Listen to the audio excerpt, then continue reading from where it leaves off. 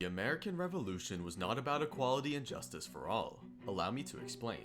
Today, many people see the revolution as something glorious and great, the patriots fighting for everyone's freedom against their evil British overlords. This is especially true in the minds of many patriotic Americans, invigorated by their politicians who argue that the revolution itself was crucial in achieving equality for everyone. I disagree.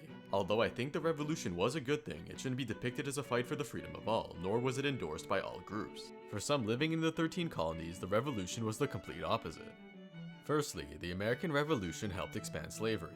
The planter slave-owning class generally supported the revolution as they were worried of legislation from the British government that could potentially limit slavery. During the revolution, escaped slaves almost always joined the loyalists as the British Dunmore Proclamation promised them freedom. Despite most northern states abolishing slavery, the South saw more slaves arrive in the 2 decades following independence than in the entire colonial period prior to it. For the majority of slaves, the American Revolution was not about freedom, but oppression. For the Patriots, the revolution was not only an act of independence, but of hypocrisy.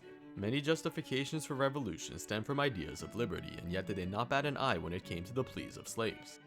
Secondly, there was the case of Native Americans. Not only did the revolution see the destruction of native villages by both sides, but it also changed how they were treated by authorities. Under British rule, the expansion of colonists to the west was banned by the 1763 Royal Proclamation, in turn protecting native populations. But after independence, the proclamation became null and void, with American colonists moving west in large numbers, whose racist ideologies caused the extermination of native populations and the conquest of their lands. For the indigenous, the revolution was not freedom, it was death.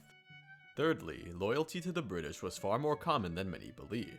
20% of those of European descent were loyalists, whether it be minorities like the Dutch in New York, the Scots in New England, or those from the lower classes, since a large portion of the Patriots were landowning wealthy people. In New York, for example, Robert Livingston owned a lot of land and leased it to tenants. Landlords like Livingston were often abusive with high rents and strict terms, and were protected by a court system that they greatly influenced, turning many of their tenants to the loyalist cause.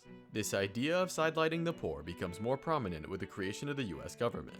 It was not representative of the people, as only a small group of landowning white men could vote. Additionally, economic policies following the revolution saw continued favoritism for the wealthy and mistreatment for the poor, even culminating in Shays' Rebellion in 1786. For a revolution based on criticism of the monarchy and too much power being in the hands of certain people, it sure did not do too much to change that. So do I believe that the American Revolution was all bad? No. The development of a republic in such an early time, fighting against the largest empire in the world which siphoned money without providing representation, are all good things.